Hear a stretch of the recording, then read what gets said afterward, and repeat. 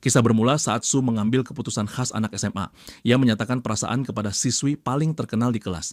Gadis itu berdiri dengan raut ragu, membuat Su langsung menyimpulkan sesuatu. Ia mengira penolakan terjadi karena bobot tubuhnya. Gadis itu berusaha melembutkan suasana dengan menyebut Su lucu dan masuk akal. Ia memberi alasan ingin fokus belajar, alasan yang sering muncul di situasi seperti ini. Rasa perih tetap menancap, Su menahan diri menerima kenyataan, lalu kembali ke sahabatnya. Temannya menanyakan hasilnya dengan nada santai yang berusaha menghibur. Su berdiri dengan mata berkaca dan menceritakan penolakan barusan. Sahabatnya terlihat kesal pada alasan yang terdengar lemah. Ia tahu gadis itu tidak pernah tampak serius pada pelajaran. Mereka berjalan sambil mencerna rasa kecewa. Sebuah bola tiba-tiba melayang ke arah Su. Tangannya terulur cepat dan menangkap bola itu dengan satu gerakan tanpa menoleh. Pemain datang memastikan keadaan. Su masih berkabut emosi, namun tubuhnya bereaksi sigap. Di sela langkah, Su bertanya pada sahabatnya tentang berat badan. Ia heran mengapa tubuhnya tetap besar meski sudah melakukan banyak hal benar. Sahabatnya juga penasaran karena Su selalu unggul di olahraga, tidak rakus dan rutin berlatih. Ia menilai dunia akan dipenuhi orang bugar jika semua meniru usaha Su. Ia menyarankan pemeriksaan dokter, namun Su sudah sering melakukannya. Para dokter menyimpulkan, jika usaha besar tidak berdampak, kemungkinan penyebabnya adalah faktor genetik.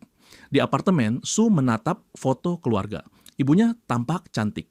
Ayahnya sudah lama pergi dan tidak kembali. Su mengingat sosok ayah yang kabarnya legenda gulat Korea dengan kekuatan luar biasa. Dinding piala pernah penuh oleh namanya. Ibunya pernah berkata bahwa ayah seperti bisa membentuk otot hanya dengan tekad. Ucapan itu seolah mengecilkan hasil kerja keras Su yang terasa tidak membuahkan perubahan. Godaan muncul saat Su memandang salad di meja. Ia ingin menyerah pada disiplin, ia hampir memilih makanan lezat dan melupakan aturan. Namun keinginan itu meredup. Ia tetap berpegang pada kebiasaan sehatnya. Malamnya Su menyetir melewati jalan kota. Perangkat kebugarannya memberi kabar baik. Rekornya terpecahkan. Ia menumpahkan frustrasi tentang teman sekelas sambil memacu tubuh hingga batas.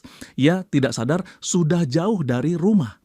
Saat hendak mengecek lokasi, seorang kakek duduk di pagar jembatan memecah keheningan. Kakek itu memuji kecepatan Su untuk tubuh sebesar itu. Ia menyebutnya mungkin berasal dari gen. Kakek itu tiba-tiba melompat dari jembatan setinggi sekitar 15 kaki. Gerakannya seperti adegan film laga dan membuat Su terkejut. Kakek itu memperkenalkan diri sebagai kakek Bogeyman, penjaga para iblis di Korea. Su kebingungan dan menilai ada yang tidak beres pada orang ini. Kakek memilih menunjukkan bukti. Lingkungan berubah dalam sekejap. Su seolah tersapu ke dimensi lain. Ia tidak memahami apa yang terjadi. Tatapannya membesar. Ia dikepung makhluk dari segala arah. Kakek menjelaskan bahwa tempat ini adalah alam iblis. Siapapun yang bisa masuk tergolong iblis. Dahulu para iblis dihormati, kini tinggal takhayul di mata manusia. Penjelasan berlanjut tentang turnamen yang diadakan setiap 666 tahun. Ajang itu menentukan raja iblis baru. Setiap jenis iblis mengirim petarung terbaik. Raja saat ini akan digeser. Su menyela dengan kebingungan yang memuncak. Kakek melanjutkan bahwa tiap keluarga iblis wajib mengirim kandidat. Su dipilih karena satu-satunya manusia yang masih membawa darah goblin. Su hendak membantah bahwa ini salah orang. Sebelum kata-kata tersusun, sosok menakutkan melompat mendekat. Monster bernama Big Mouth menatap Su dengan nafsu makan yang mencekam. Ia menyebut ingin memakan Su jika menang karena sudah ratusan tahun tidak mencicipi daging manusia. Wajahnya yang mengerikan membuat Su hampir limbung. Big Mouth menendang tubuh Su seperti menendang bola. Su melayang lalu membentur tanah keras. Saat Su kewalahan, kakek menilai momen itu tepat untuk menjelaskan syarat kualifikasi. Su harus membuktikan diri agar layak ikut kompetisi. Walau menjadi goblin terakhir, ia tetap wajib bertahan hidup di hadapan lawan ini. Big Mouth terus memperlakukan Su seperti bola. Ia menyeret dan melempar Su ke berbagai arah. Ia bahkan menyelipkan komentar sinis bahwa Su ternyata cukup tahan banting. Setelah menghajar habis-habisan, Big Mouth bersiap menyantapnya. Melihat ukuran Su, ia merasa tidak perlu makan berbulan-bulan jika ini berhasil. Lidah berlendir menjulur untuk meraih mangsa. Namun sesuatu yang tak terduga terjadi. Su mengangkat lengan dan menahan serangan itu. Kakek menuturkan tentang naluri goblin sejak dahulu. Kaum itu mampu mempelajari keterampilan secara instingtif. Tubuh mereka beradaptasi sesuai kebutuhan saat genting.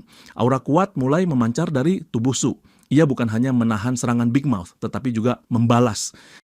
Bentuk tubuhnya berubah. Lapisan lemak seakan tersingkir, ototnya menonjol jelas. Tubuhnya seperti bergeser dari bulat kepada terlatih. Dengan gen goblin yang terbangun penuh, Su membalikkan tubuh Big Mouth. Ia mengangkat lawan itu dan membantingnya kembali ke tanah tanpa kesulitan. Debu mereda. Su berdiri tegak menatap langit, Big Mouth lenyap dari pertarungan, tersingkir dari pandangan. Esok harinya Su kembali pada rutinitas. Tubuhnya tampak cubi lagi. Ia bersantai bersama sahabatnya seperti biasa. Ia menceritakan pengalaman semalam yang bagai gulat melawan iblis. Ia meyakini semua itu hanya mimpi yang aneh. Ketika menyebut momen saat ia membalikkan monster setelah dihajar, sahabatnya memasang raut heran. Ia menilai mimpi, biasanya mengambil bahan dari kebiasaan nyata, sementara Su sudah lama tidak menyentuh gulat. Su duduk dengan raut berpikir. Ia menyebut betapa nyata semua kejadian semalam, seolah tubuhnya bisa bertarung lagi jika ada yang menantang. Sahabatnya menanggapinya dengan tawa ringan dan menyuruhnya tidak terlalu percaya diri. Su menghela napas dan memilih setuju. Ia menilai obsesi menurunkan berat badan mungkin membuat otaknya mengganti mimpi tentang lemak menjadi mimpi tentang otot untuk sekali ini. Dalam sekejap, pemandangan berganti. Su kembali berada di alam iblis. Kakek Bogeman berjalan menghampiri bersama seorang iblis berambut putih. Perempuan itu menyampaikan bahwa Su sempat pingsan setelah pertarungan, namun bangun lebih cepat dari perkiraan. Su masih menolak kenyataan, tatapannya melekat pada jasad monster di dekatnya. Ia berusaha meyakinkan diri bahwa semua ini tidak nyata. Kepalanya dipenuhi tanya tentang cara pulang dan tentang tubuh cubi yang kini berganti dengan bentuk berotot. Kakek menoleh pada gadis berambut putih untuk meminta pendapat. Perempuan itu tidak terkesan, rautnya menunjukkan muak. Ia menyebut Su sebagai sosok yang bahkan dengan darah goblin masih hampir kalah. Melawan lawan yang nyaris tidak pantas disebut iblis. Tipe lawan barusan hanya mengandalkan tenaga kasar tanpa sihir. Jika berhadapan dengan iblis sejati, Su akan hancur. Su ingin segera keluar dari tempat ini. Ia meminta kepulangan pada kakek. Kakek menjawab bahwa setelah Su membuktikan diri, ada keputusan yang dibuat saat Su tertidur. Keputusannya, Su harus melakukannya sekali lagi. Di sekitar mereka, para iblis menunjukkan ketertarikan. Mereka terkesan melihat Su menjatuhkan lawan dengan satu pukulan. Mereka menilai tubuh Su menyembunyikan daya besar. Mereka juga takjub menyaksikan pertarungan goblin setelah sekian lama. Kakek menghentakkan tongkat ke tanah dengan gerakan dramatis. Ia menyatakan Su bukan manusia melainkan iblis, lalu memerintahkan agar kabar itu disebarkan. Kakek kemudian menjelaskan pada Su bahwa dengan mendaftarkannya sebagai iblis, tidak ada iblis lain yang berani menyakiti atau mencoba memakannya. Itu terdengar melegakan, namun keinginan Su tetap sama. Ia ingin pulang. Gadis berambut putih mencibir sikap naif itu. Ia menegaskan bahwa setelah resmi terdaftar sebagai iblis, Su tidak bisa kembali ke dunia manusia, kecuali sudah berusia 500 tahun dan cukup terampil menyamarkan jati diri. 500 tahun terasa seperti kehilangan begitu banyak hal di dunia manusia. Su bersikeras bahwa dirinya tidak berbahaya dan tidak akan menimbulkan masalah jika pulang. Kakek Bogeman menanggapi tegas. Jika Su memaksa kembali, satu-satunya cara menghentikannya adalah dengan menghabisi nyawanya. Aura mengancam mengalir darinya, namun yang terjadi berikutnya mengejutkan semua pihak, termasuk kakek. Tubuh Su bergerak spontan. Ia melompat mundur dan menghindar secara refleks, lincah seperti gerakan menghindar ekstrem. Kakek mengusap janggut dan bertanya apakah Su sudah mengerti. Apakah ia menganggap diri manusia atau bukan tidak lagi penting. Tubuhnya kini telah menjadi tubuh monster. Kakek menerangkan bahwa Su belum paham seberapa besar kekuatan fisiknya. Goblin termasuk salah satu spesies iblis terkuat. Bahkan dalam bentuk awal, Su sudah 10 kali lebih kuat daripada manusia biasa. Dalam posisi tadi, manusia manapun akan remuk di tanah. Penjelasan itu akhirnya jelas di kepala Su. Namun 500 tahun tetap tidak masuk akal. Ia menanyakan kemungkinan lain. Kakek memberi jalan keluar. Su hanya perlu menunggu 6 bulan. Saat pemilihan dia Raja Iblis baru pada festival. Kakek menambahkan riwayat lama. 600 tahun lalu, iblis bebas berkeliaran di dunia manusia. Mereka menakut-nakuti sesuka hati. Manusia hanya bisa lari ketakutan, menghindari malam, atau berharap pertolongan dari sebagian iblis yang bersahabat. Perasaan manusia pada iblis pun terbagi antara takut dan menyembah. Ketika Raja Iblis saat ini naik takhta, ia menerapkan aturan 500 tahun dan melarang iblis bebas memasuki dunia manusia atau menyakiti manusia. Akibatnya, manusia melupakan iblis. Kisah iblis menyusut menjadi folklore yang tidak lagi dipercaya.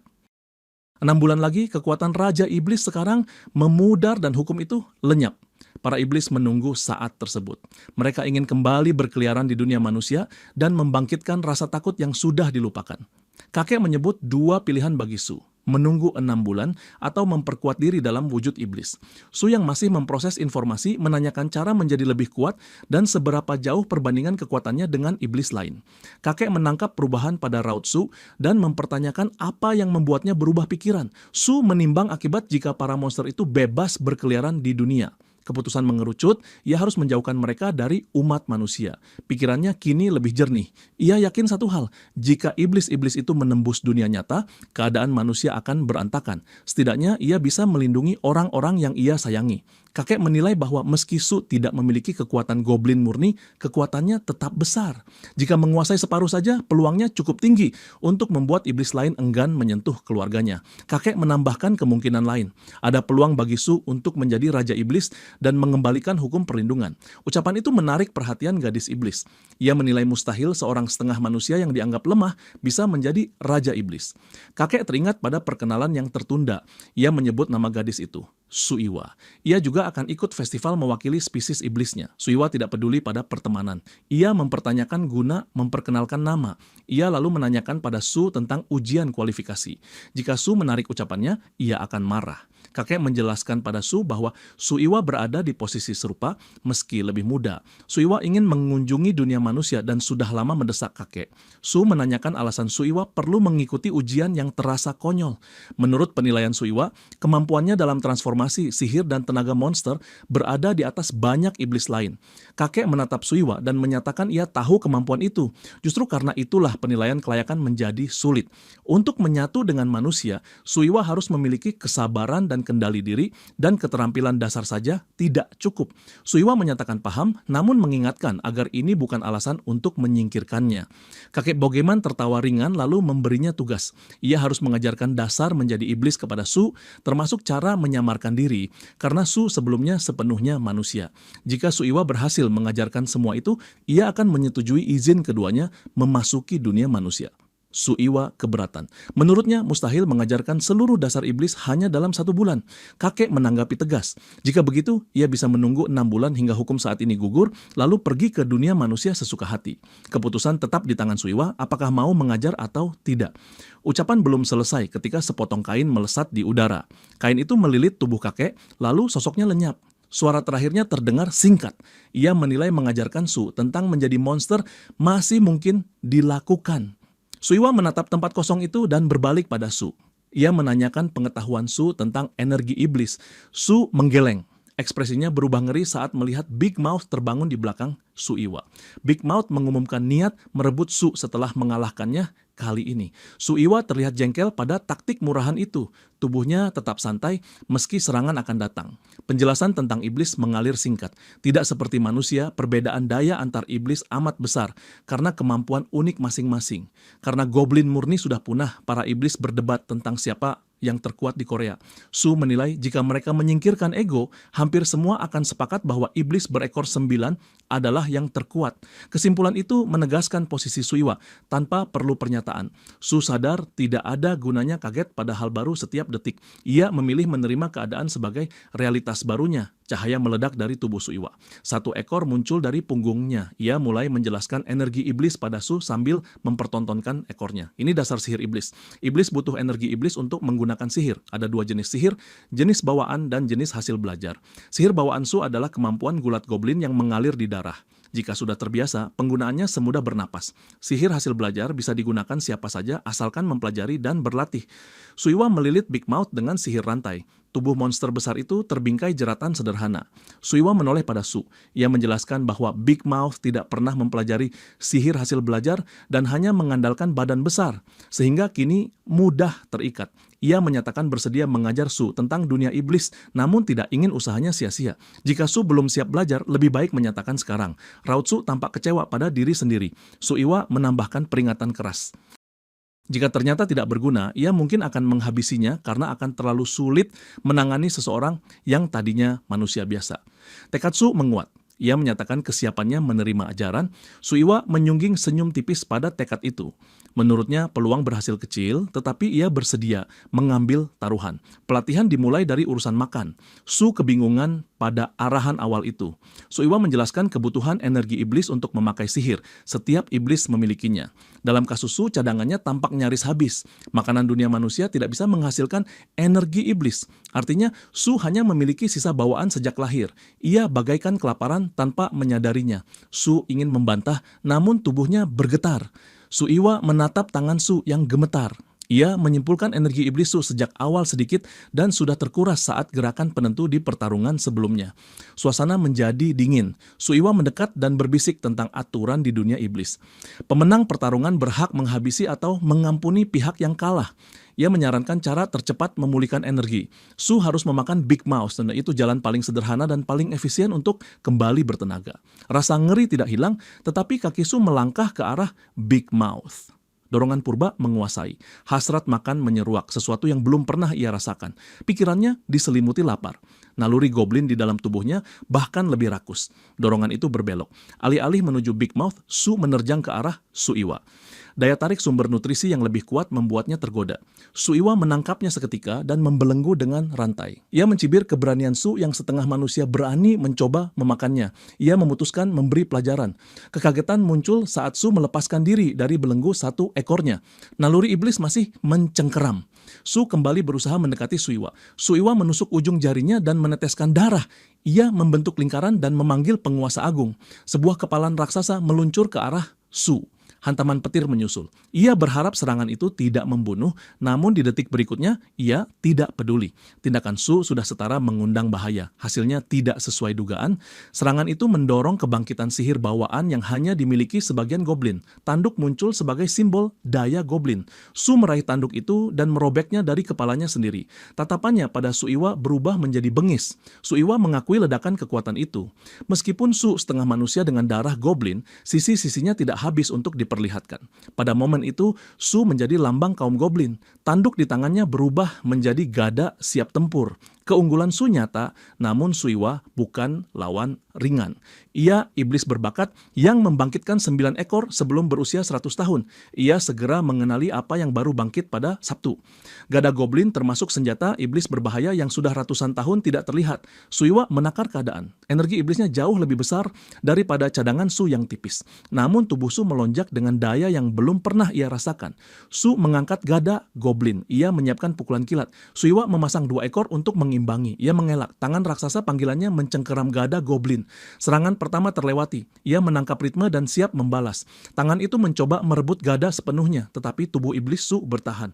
Tangannya tetap menggenggam ujung senjata seakan hidupnya bergantung pada pegangan itu. Suiwa memutuskan memperpanjang tekanan agar Su melepaskan senjata. Namun sesuatu mengejutkannya. Su mendorong gada itu dari genggaman tangan panggilan Kaisar Iblis. Gerakannya memaksa celah. Suiwa tertegun melihat senjata itu meluncur bebas. Ia sulit percaya Su mampu melepaskan cengkeraman sekuat itu.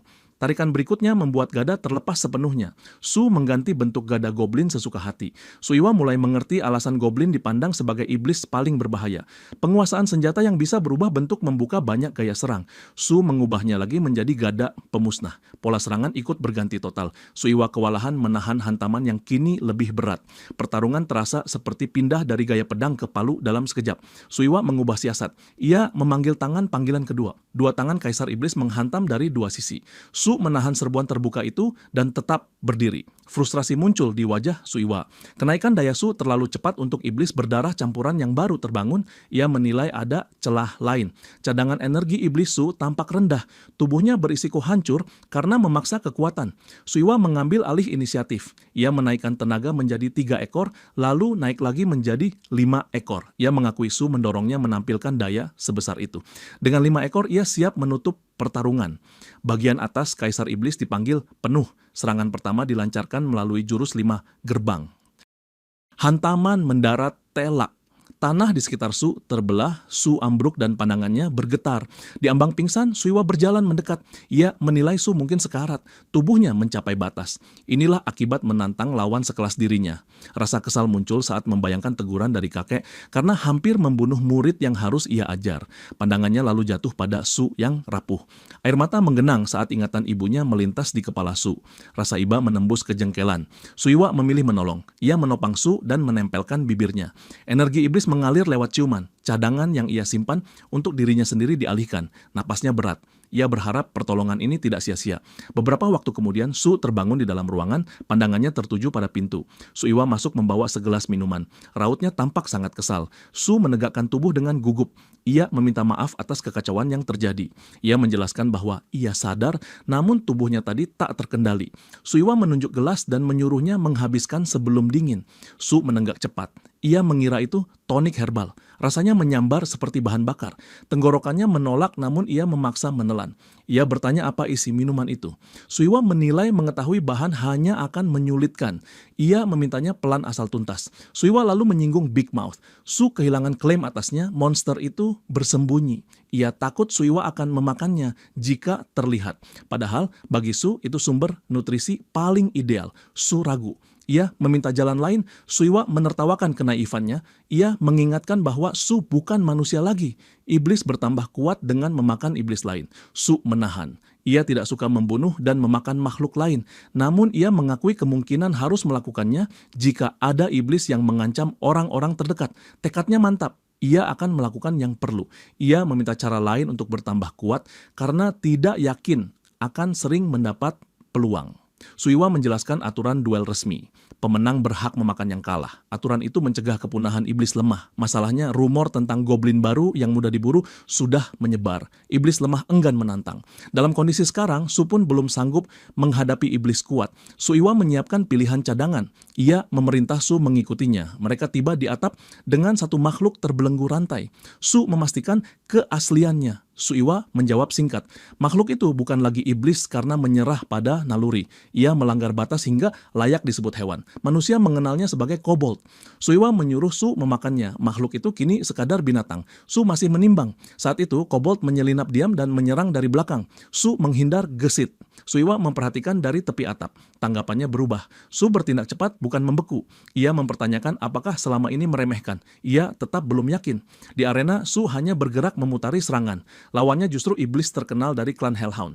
Makhluk itu pernah menculik dan memakan iblis lain. Energinya jadi timpang, kegilaan mengambil alih. Kobold itu kini mengincar Su yang belum menguasai gada goblin secara sadar. Kesenjangan kekuatan tampak jelas, peluang Su tipis. Suiwa sengaja mendorongnya ke tepi jurang. Daya goblin tertentu hanya bangkit di ujung bahaya. Kejutan hadir, Su mulai bertarung dengan teknik tinju. Ia mengayun elak lalu menanam pukulan telak ke wajah lawan. Ingatan menyusul seperti kilatan. Su yang lebih muda berdiri di depan pelatih.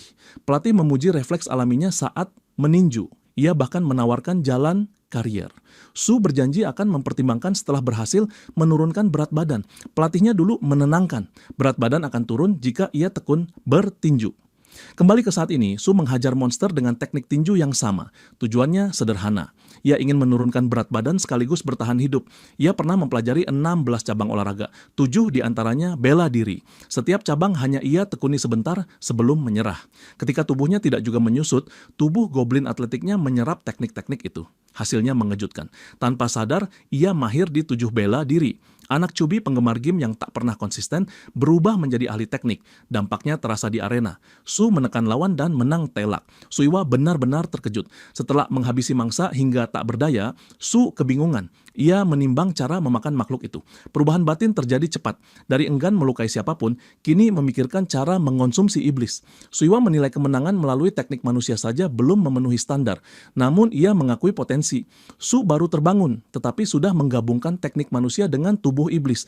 Ia duduk sejenak menilai bahwa bocah ini setidaknya memiliki harapan. Su berbalik meminta cara memakan mangsa. Suiwa mengingatkan pertarungan belum selesai. Seketika lawan menyerang dari belakang dan menggigit bahu. Su terperanjat melihat darahnya. Rahang monster melemparkannya jauh. Makhluk itu siap menyerang lagi. Panik menyeruak. Su mengutuk bahaya di depan mata. Monster tidak peduli. Jarak ditutup seketika. Pukulan berat melayang dan membuat Su terpental. Suiwa menganalisis. Naluri manusia dan rasa takut mengambil alih. Manusia cemas kehilangan anggota tubuh saat bertarung. Itu sebabnya Su panik. Namun bahu yang digigit tampak utuh pada detik berikutnya. Perutnya tersayat, lalu pulih nyaris seketika. Su paham. Tubuh iblisnya lebih tahan dan memiliki pemulihan cepat. Ia menyingkirkan naluri menjaga diri dan fokus penuh pada pertarungan. Pergeseran itu mengangkat kekuatan fisiknya. Dengan gerak cepat, ia memukul lawan hingga terpental jauh. Lengannya seperti hampir retak. tetapi ia tetap berdiri. Ia bersiap jika lawan bangkit dan menyerang lagi. Suiwa menyatakan pertarungan usai. Pukulan Su membuat lawan lemah dan tak segera pulih. Ia menanyakan perasaan Su saat memakai energi iblis tanpa kehilangan kendali. Su bingung karena tidak sadar memakainya. Suiwa menjelaskan tidak perlu energi tinggi untuk proses pemulihan. Contohnya adalah penyembuhan luka barusan. Pukulan terakhir juga kombinasi sempurna tenaga fisik manusia dan energi iblis. Ia meminta Su mengingat sensasi pukulan itu. Su mengakui ada kilat halus menyambar di tangannya. Suiwa menyimpulkan pengalaman yang minim membuat Su sulit mengenali energi iblis. Inilah alasan ia memaksa Su melawan makhluk barusan. Su perlu merasakan alurnya. Ia memuji bakat Su yang langsung menangkap dan menguasai dasar dalam sekali kesempatan. Awalnya ia memperkirakan butuh 10 hari. Suiwa lalu menyuruh Su mengakhiri penderitaan lawan. Ia menjelaskan letak kristal energi berada di atas pusar. Su harus menusuk bagian itu untuk mengakhiri nyawa mangsa. Su melangkah perlahan. Ini tetap sulit untuk pertama kali. Bahkan jika alasan adalah kebutuhan makan, ia tahu kebanyakan orang akan ragu. Keraguan muncul sedetik. Pikiran Su melayang pada sahabat dan ibunya di dunia manusia. Ia menguatkan hati dan menyelesaikan dengan satu tebas bersih. Suiwa menyebut sesuatu seharusnya tertangkap di telapak Su. Ia membuka genggaman. Sebuah bola kristal ada di sana. Ia harus menelannya untuk menyerap energi iblis itu. Su menelan. Tidak ada reaksi. Ia menunggu percikan atau perubahan.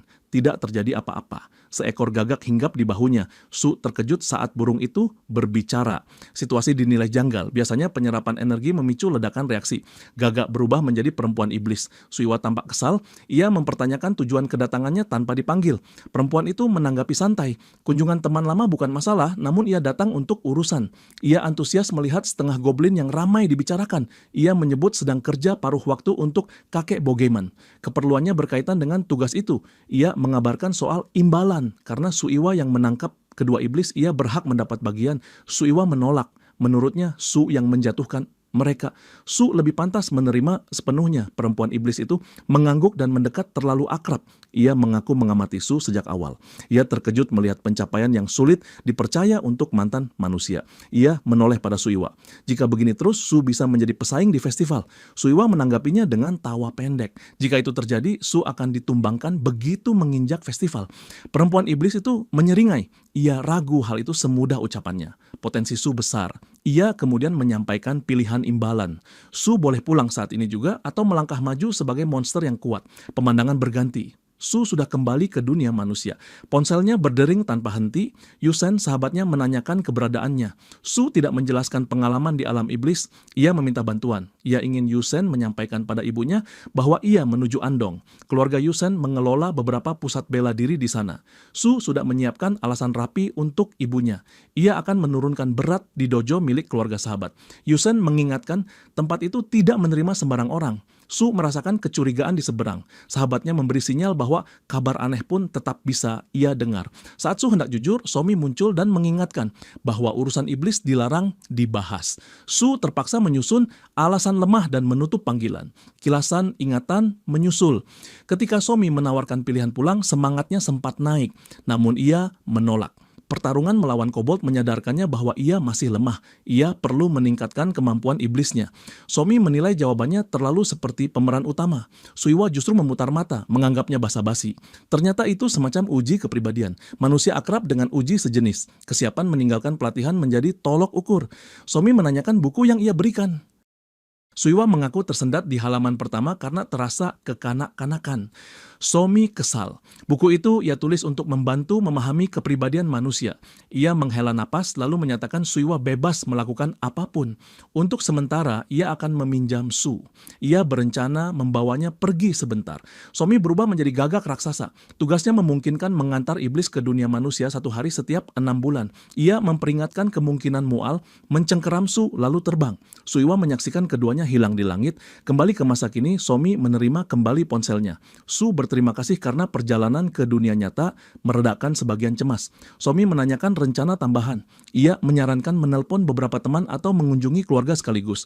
Su menolak. Ibunya sedang dinas luar kota. Ia menawarkan memasak untuk Somi. Mereka makan sederhana. Somi menyebut bersekolah di Hojong School, tepat di sebelah sekolah Su. Ia menambahkan bahwa ia tidak punya banyak teman dekat. Su terkejut. Sikapnya terlihat seperti orang yang selalu dikelilingi banyak orang. Usai makan, Somi memberikan gulungan penyimpanan yang berfungsi seperti ponsel dan ransel sekaligus. Fungsinya mirip kantong antar dimensi. Di dalamnya ada 40 koin iblis, gulungan penyimpanan milik Su sendiri, dan manik harta iblis yang berisi energi iblis. Manik itu dapat menampilkan beragam kemampuan jika diisi tenaga monster, sebagaimana kisah lama. Biasanya yang diberikan hanya koin iblis. Kakek Bogeman secara khusus meminta tambahan hadiah. Harapan pada Su tampak tinggi. Su mengaitkan harapan itu dengan festival pemilihan raja. Somi mengangguk. Iblis tidak menyalin aturan manusia, namun rasa kebersamaan wilayah tetap kuat. Mereka menginginkan Raja Iblis dari Korea. Kandidat Korea terakhir hampir mengalahkan raja sekarang. Sosok itu juga goblin. Taruhannya kini mengarah pada Su. Ia bahkan baru tahu darah goblin mengalir di tubuhnya. Tuntutan terasa seperti mimpi. Ia berharap bisa bangun. Somi tertegun karena Su sebelumnya tampak cepat beradaptasi. Ia menilai jika Su khawatir iblis mengancam manusia dan benar-benar ingin melindungi, jalan menjadi raja memungkinkan menjaga hukum perlindungan. Su menunjuk gulungan di sisi Somi. Gulungan itu berkedip sejak tadi. Somi menyepelekan sebagai panggilan darurat untuk pelanggaran hukum iblis di dunia manusia. Ia menenangkan situasi. Namun kalimatnya terhenti. Panggilan itu benar-benar darurat. Wajahnya menegang. Malam hari Su sudah di rumah. Ia memeriksa hadiah iblis dan belajar cara pakai. Ia mencoba gulungan lalu mengenakan manik iblis. Ia menimbang fungsi serang atau bertahan. Ia memutuskan menunggu Somi kembali. Waktu diperiksa. Batas kembali ke alam iblis hampir habis. Mereka tiba pukul 4 sore. Pukul 6 Somi pergi karena panggilan darurat. Sebelum terbang, ia meminta Su memanggil namanya saja karena kini berteman. Jam sudah melewati pukul 10 malam. Su resah. Ia menyesal tidak meminta nomor kontak. Sambil menunggu, Su menatap foto ayah. Ia menyatukan dugaan. Darah goblin kemungkinan dari garis ayah, ayahnya atlet. Ucapan kakek tentang generasi keempat atau kelima kembali teringat. Kadar darah goblin tinggal sedikit. Di sisi lain kota, seekor iblis mengejar manusia dan hampir menghabisi. Somi tiba tepat waktu. Ia melempar sihir untuk menghentikan. Ia khawatir bulu-bulunya rontok karena banyak iblis rendahan bermunculan. Ia menenangkan korban. Ambulans sudah dipanggil. Iblis lain tiba dari belakang. Sosok lain muncul dan menyingkirkannya sambil menegur Somi. Ia menyebut klan jiwa akan malu jika Somi tumbang oleh iblis lemah. Somi menjawab hati-hati. Klannya tidak memberi harapan setinggi klan pria itu. Ia menambahkan sosok tersebut sering menjaga punggungnya layaknya kakak. Pria itu menepis penyebutan kakak dan kembali bekerja. Ia menghipnosis manusia, lalu menanam memori palsu tentang kejadian. Somi kagum pada sihir warisan itu. Ia mengakui pernah ingin mempelajari kemampuan tersebut. Somi pernah memohon diajari sihir warisan, tetapi tingkat kesulitannya membuatnya menyerah. Pria iblis berkemampuan hipnosis itu lalu menanyakan berapa banyak iblis yang sudah ia hadapi. Somi menyebut jumlahnya 24. Semuanya adalah kobold yang terikat tali layaknya boneka. Seakan ada pihak lain yang mengendalikan dari balik layar. Ia menambahkan 7 manusia tewas dan banyak yang terluka. Padahal para iblis itu tahu perbuatan itu melanggar hukum. Menurutnya tidak ada kesenangan yang bisa diambil dari tindakan seperti itu. Pria itu tidak sepakat. Motifnya bukan kesenangan, melainkan keuntungan tertentu. Somi tidak memahami keuntungan apa yang bisa didapat iblis dari membunuh manusia. Pria itu menjelaskan pengetahuan yang generasinya tidak lagi warisi. Manusia adalah sumber nutrisi yang sangat baik bagi iblis. Pada masa lampau, para iblis memburu manusia karena alasan itu. Informasi ini sengaja tidak diturunkan agar dunia manusia tetap tenang. Selain itu, ujian masuk ke dunia manusia dibuat amat sukar untuk melindungi manusia. Kebanyakan iblis menganggap dunia manusia membosankan dan tidak tertarik datang selama hukum masih berlaku. Keadaan berubah menjelang festival. Banyak iblis terdesak untuk menjadi lebih kuat hingga nekat melanggar hukum.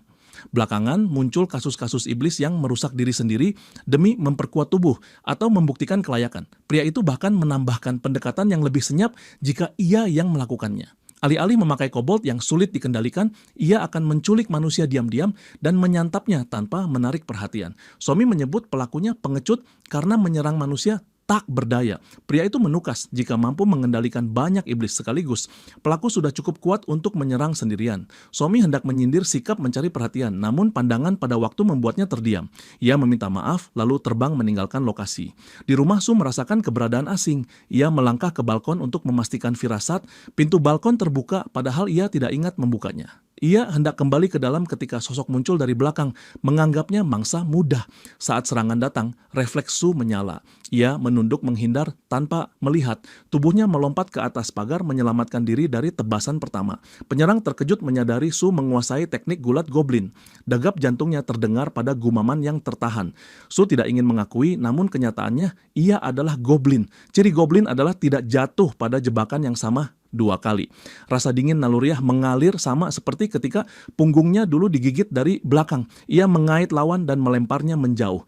Pandangannya menyapu halaman berharap tidak ada manusia yang terluka oleh keributan ini. Sensasi dingin itu kembali. Kali ini lehernya terikat ekor ular. Penyerang bersuara tenang. Semua penghuni gedung sudah ditidurkan agar kepanikan tidak terjadi. Ia melompat sambil menilai kekuatan Su yang besar untuk iblis yang belum menguasai energi iblis berkat gen goblin. Tubuh Su dibanting lurus ke lantai. Penyerang menduga lantai sudah melemah karena benturan sebelumnya sehingga manusia akan menyalahkan kecelakaan. Menurut perkiraannya, Su seharusnya sudah tidak bangun, apalagi setelah diberi kesempatan yang dianggap adil. Su menyusun potongan peristiwa. Kekacauan kobold bertali kemungkinan ulah iblis yang sama.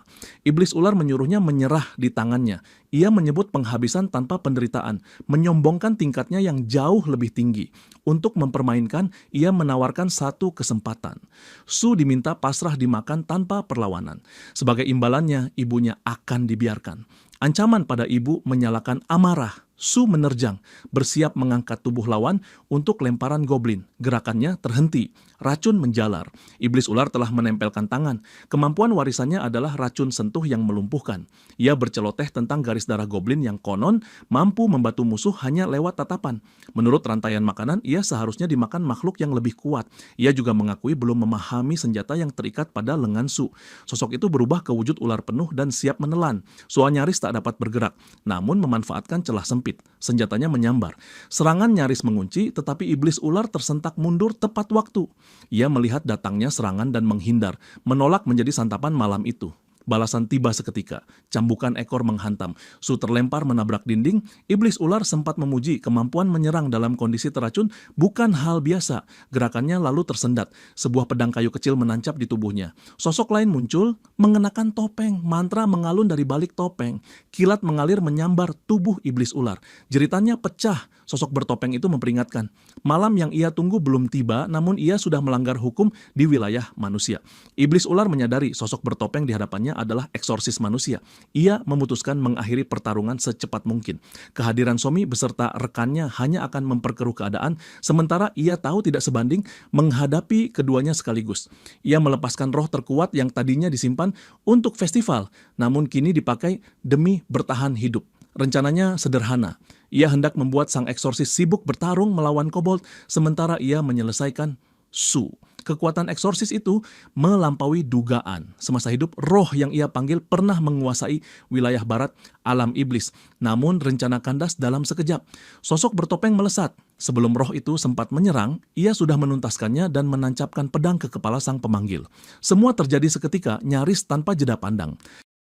Sosok bertopeng beralih pada Su dan menanyakan alasan keberadaannya, karena ia tidak merasakan Su sebagai sekutu iblis ular. Su menilai keadaan serupa. Suara di balik topeng mematahkan kebingungan. Ia mengenali sahabatnya. Sosok itu adalah Yusen. Yusen turut terperanjat melihat keadaan Su dan menahan banyak pertanyaan. Su menyiratkan bahwa penjelasan akan panjang, sementara napasnya masih berat karena racun. Yusen mengingatkan bahwa ini bukan racun biasa. Ini kemampuan racun iblis, bukan luka yang bisa diselesaikan perban. Keanehan muncul. Tanda racun memudar dari kulit Su. Pemulihan terjadi sendiri.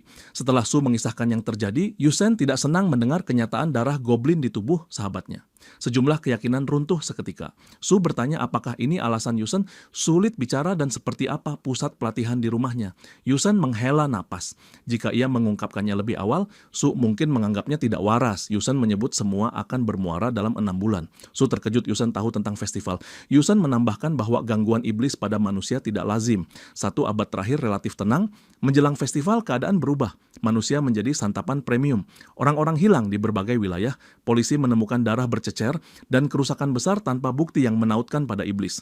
Malam ini menjadi kali pertama mereka berhadapan langsung dengan iblis nyata. Cahaya muncul. Somi tiba dan meminta maaf atas keterlambatan. Yusen bereaksi cepat. Pedang terangkat. Ia memerintahkan Somi menjauh atau bersiap menerima serangan. Su berusaha menenangkan. Somi berada di pihaknya, Yusen menahan. Sosok di depan mereka bukan manusia, itu iblis. Ia masih merasakan kecenderungan taat hukum, sehingga Somi tidak langsung membunuhnya, namun esensinya tetap sama.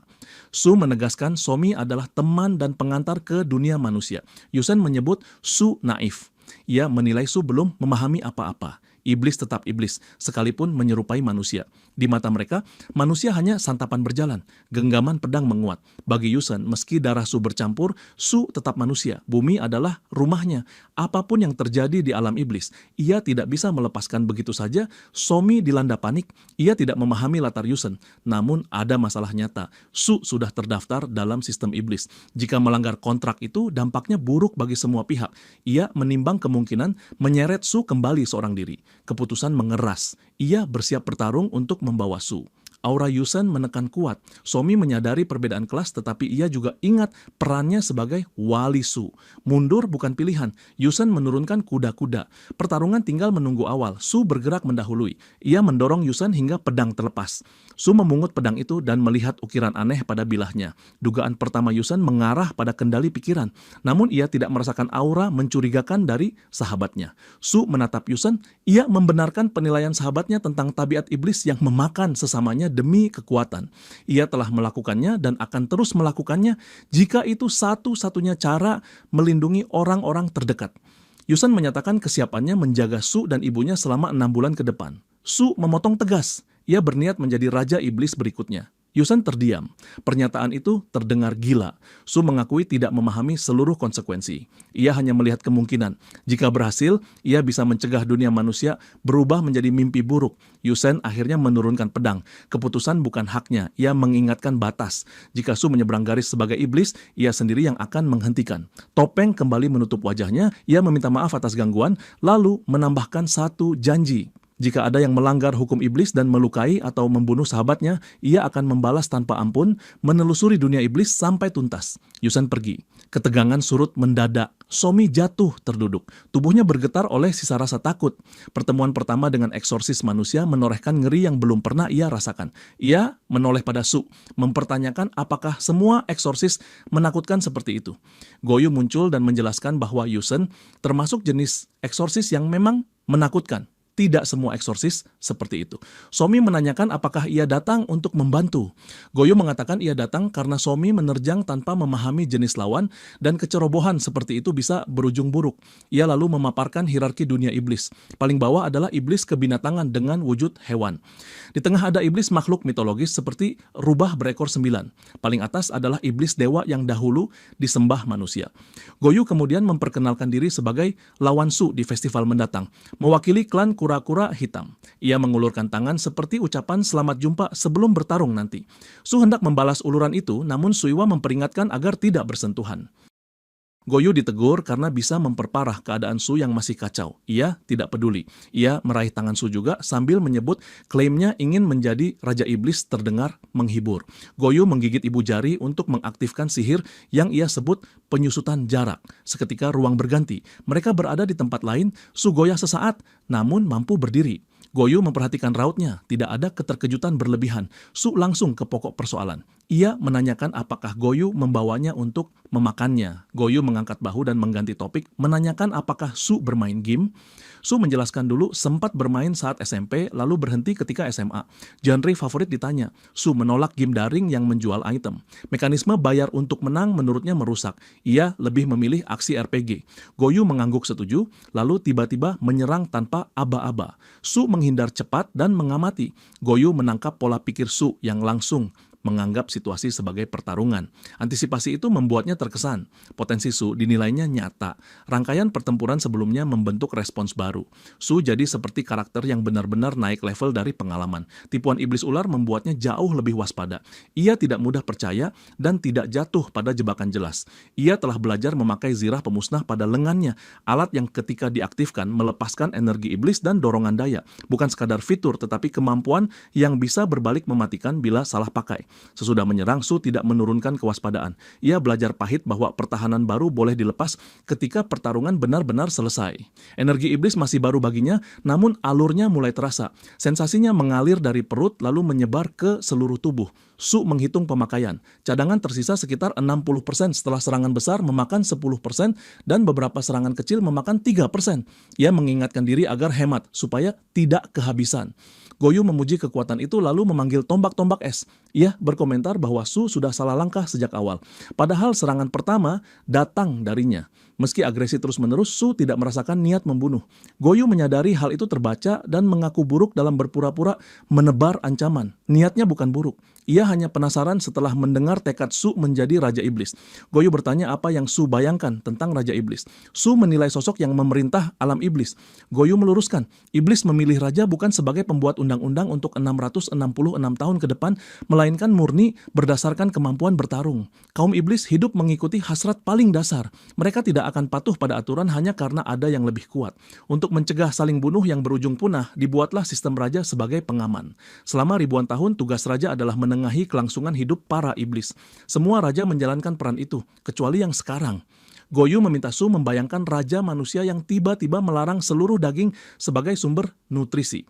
Aturan seperti itu tidak akan ditaati dan akan memicu kekacauan. Namun kaum iblis patuh pada larangan raja sekarang selama 666 tahun penuh. Kepatuhan itu terjadi karena kekuatan raja cukup untuk memaksa tradisi berjalan walau kesabaran banyak pihak kini menipis. Su menyadari jika raja baru membuat larangan serupa, hasilnya tidak akan diterima baik. Goyu menegaskan, sekuat apapun raja dibanding satu persatu iblis, jumlah iblis tetap jauh lebih banyak. Jika mereka serentak menolak, kewibawaan raja runtuh dan sistem ikut ambruk. Goyu menyarankan Su tidak sembarang mengumandangkan niat menjadi raja sambil berencana mempertahankan larangan lama. Sikap gegabah bisa membuatnya tewas karena tidak semua iblis seramah Somi. Su menatap Goyu dan menanyakan tujuan akhir dari semua penjelasan itu. Goyu mengajukan tawaran. Jika Su bergabung dalam gerakannya, kelak ketika ia menjadi Raja Iblis, Su boleh memerintah Korea. Larangan mutlak atas iblis memakan manusia tetap tidak bisa ditegakkan, tetapi lewat jalur itu, keselamatan orang-orang terdekat Su bisa dijaga. Su menakar kepercayaan diri ke lawan. Ia menanyakan seberapa kuat Goyu hingga yakin akan jadi raja berikutnya. Goyu mengakui mungkin bukan yang terkuat di Korea, namun cukup kuat untuk menjadi peserta utama festival. Su mengulurkan tangan seolah menerima tawaran. Goyu menyambut, lalu terperanjat. Energi iblis meledak lewat genggaman. Serangan tangan kosong itu menyusup melalui jabat tangan. Naluri gulat Goblin Su bergerak pada tingkat berbeda. Hampir seluruh sisa energinya tercurah ke satu hantaman sadar, bukan spontan. Su menutup momentum dengan teknik gulat Goblin, memperlihatkan keteguhan dan tekad. Debu mereda, tubuhnya bergetar. Cadangan energi iblis nyaris habis. Tanpa sumber pemulihan tenaga, ia tidak mungkin melanjutkan pertarungan panjang dalam kondisi ini. Goyu berdiri di hadapannya. Ia memuji kendali niat bertarung Su yang rapat saat menyerang. Lalu ia mengerahkan kemampuan warisan. Dingin kutub menjalar Arctic Frost, air di sekeliling membeku terkendali oleh perintahnya, membentuk serangan yang mengikuti gerak tangannya. Tepi es menutup ruang gerak. Goyu meminta kata terakhir. Su tidak berniat membagi wasiat pada lawan. Goyu barusan mencoba membunuh dan memakannya. Perlakuan setimpal pantas diberikan. Su menegakkan tubuh. Pertarungan belum selesai dan Goyu terlalu cepat menyimpulkan.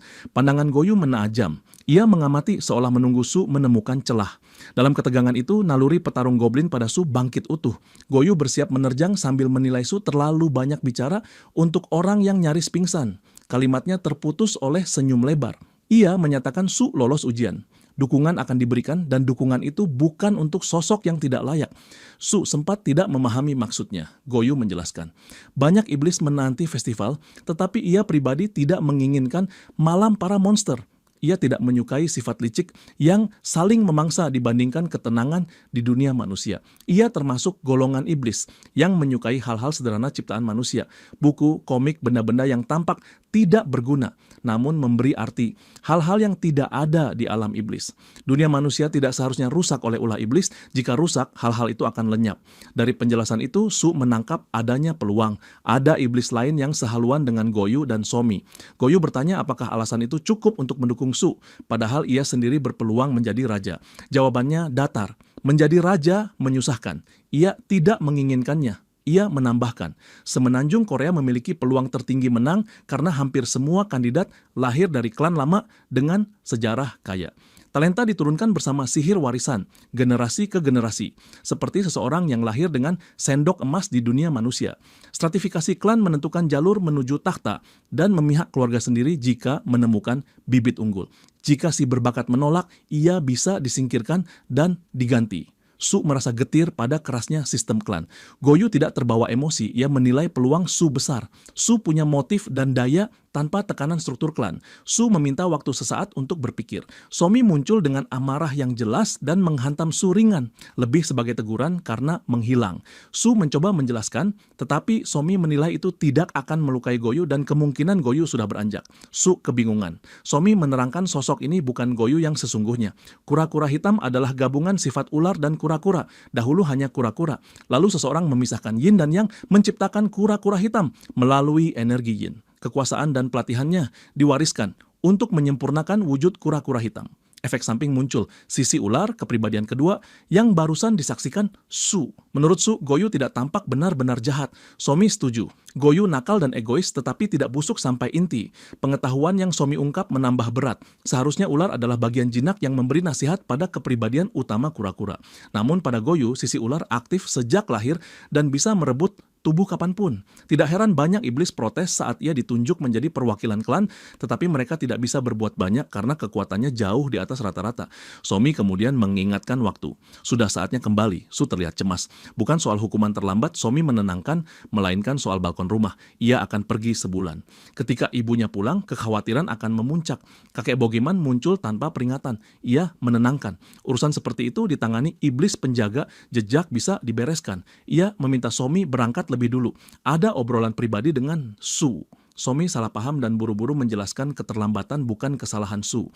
Kakek mengangguk. Ia tahu, topiknya lain. Suara lain memotong. Su menoleh dan melihat Suiwa telah berdiri di sana. Ia terkejut mempertanyakan bagaimana ia bisa muncul sendiri dan apakah ia datang tanpa pendamping.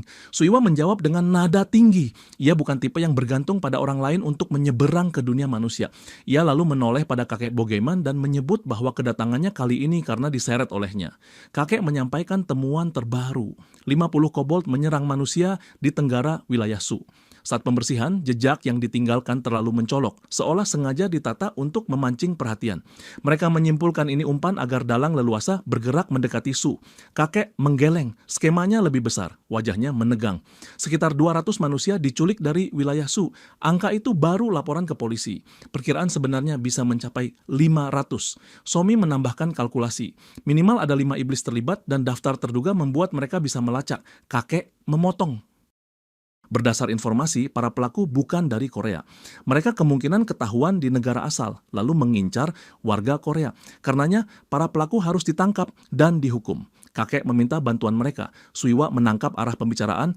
Kakek menjelaskan penyesuaian. Ujian kualifikasi untuk masuk dunia manusia yang seharusnya berlangsung sebulan lagi dipercepat. Tugas mereka dimulai saat ini. Mereka harus melacak dan menyingkirkan seluruh iblis yang terlibat dalam penculikan. Pemandangan berpindah pada Yusen. Wajahnya letih seperti kurang tidur berhari-hari. Pikirannya tetap pada Su. Ia meragukan keputusannya meninggalkan sahabat yang keras kepala. Rencana menjemput sudah tersusun ketika Su muncul dengan gelisah. Ponsel mati membuatnya datang langsung. Mereka duduk di kafe, Su menjabarkan kejadian malam tadi dan tugas kualifikasi yang harus dijalani. Yusen kehilangan kesabaran saat menimbang risiko. Su justru melihat kesempatan. Peluang tinggal di dunia manusia tergantung misi ini. Yusen bertanya kelas iblis, Su. Su tidak tahu. Ia baru menjadi iblis beberapa hari. Yusen menguraikan dasar. Ada 5 kelas binatang, iblis, Fiend, gaib, mistik, arwah, spirit, dan ilahi, divine. Su sempat mengira sekadar label. Yusen meluruskan. Kelas binatang diletakkan paling bawah, serupa satwa di dunia manusia. Jumlahnya banyak dan sebagian bisa ditangani manusia biasa.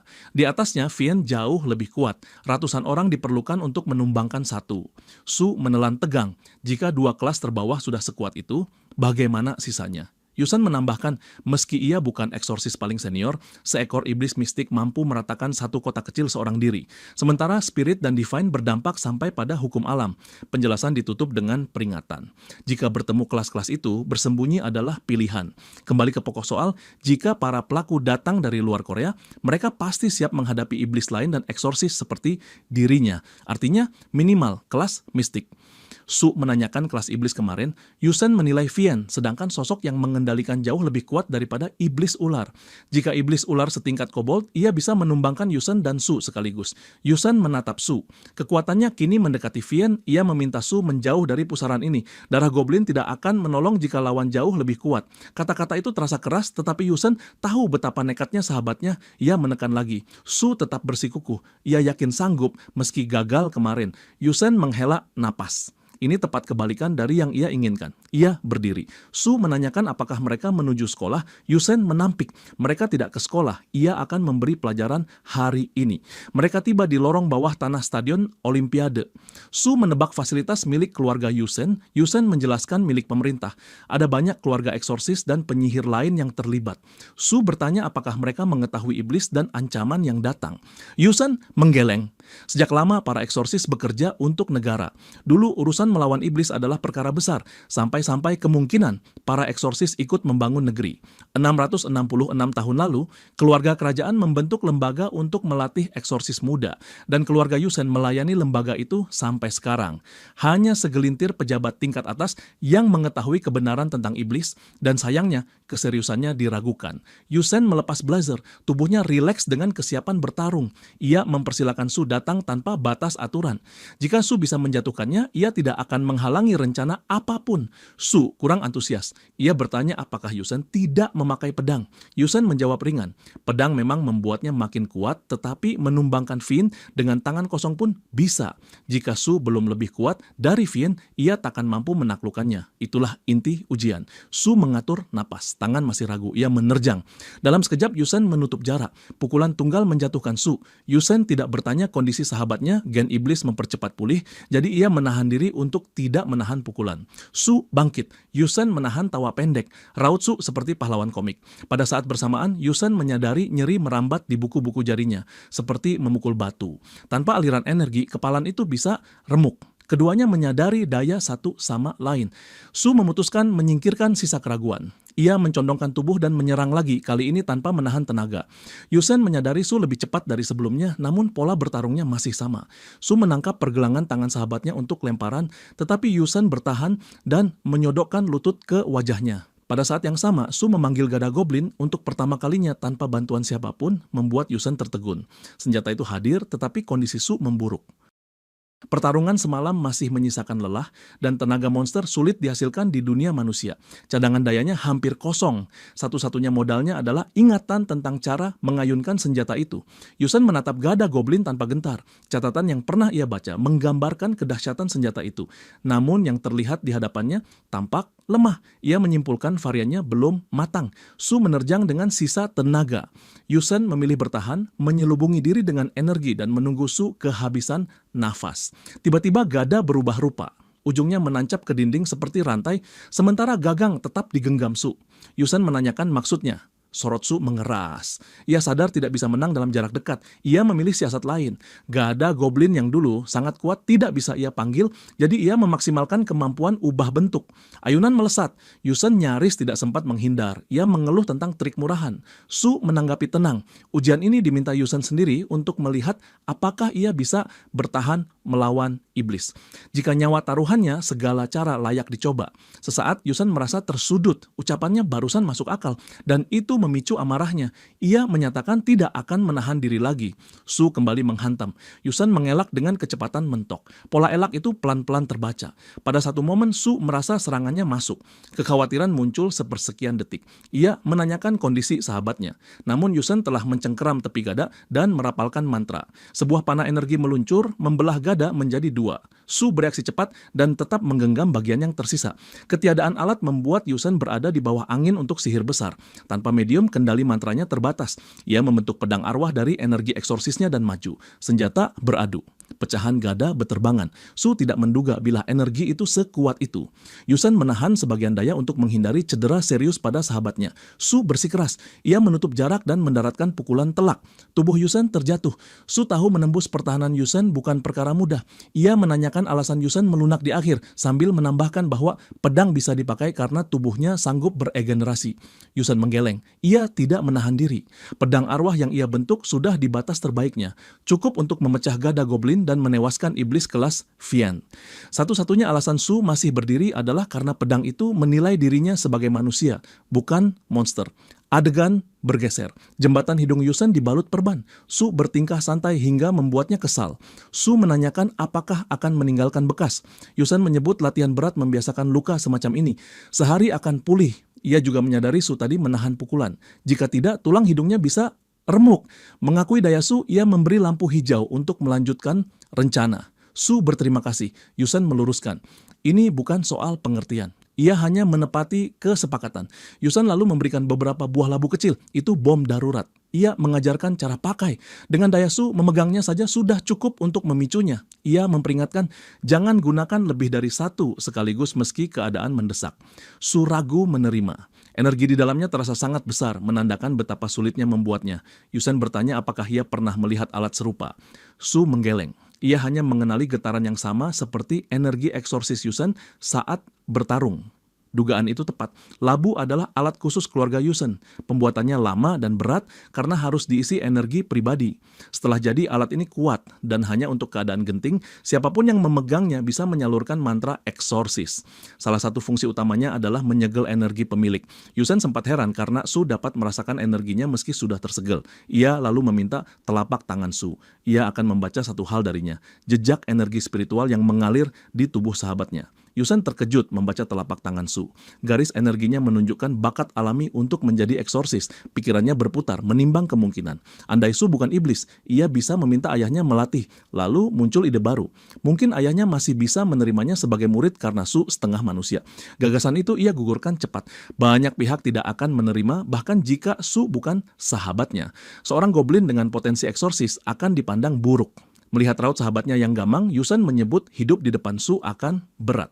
Su sempat menyangka Yusen membacanya dari telapak tangan, namun pembicaraan bergeser. Yusen menanyakan kapan Su kembali ke sekolah. Masalah baru muncul. Baju lama tidak muat. Tubuh mengecil di lemak, membesar di otot. Yusen justru menanti reaksi teman-teman.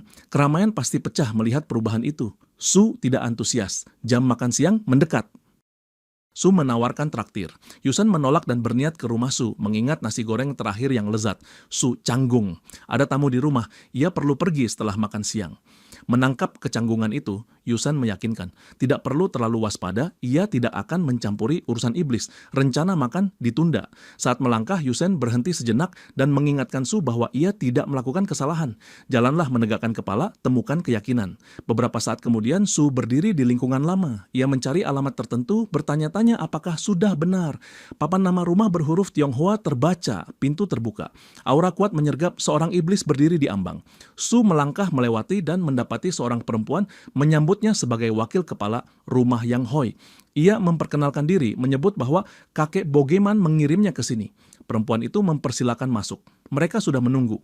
Begitu melewati ambang, suasana berubah muram seperti awan gelap menggantung. Di dalam, deretan bangunan bergaya Tionghoa membentang. Su duduk di hadapan tuan rumah dan mengutarakan kecurigaan. Apakah mereka tidak berada di wilayah Su? Udara terlalu segar untuk sebuah kota.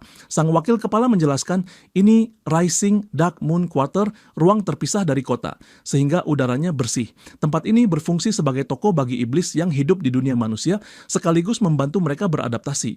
Su teringat penjelasan kakek. Ia mengeluarkan gulungan penyimpanan, menunjukkan koin iblis, dan bertanya, apakah bisa berbelanja dengan mata uang itu? Jawabnya bisa, dan mereka juga menerima pertukaran. Su bingung. Perempuan itu menambahkan, koin iblis dapat ditukar dengan mata uang manusia.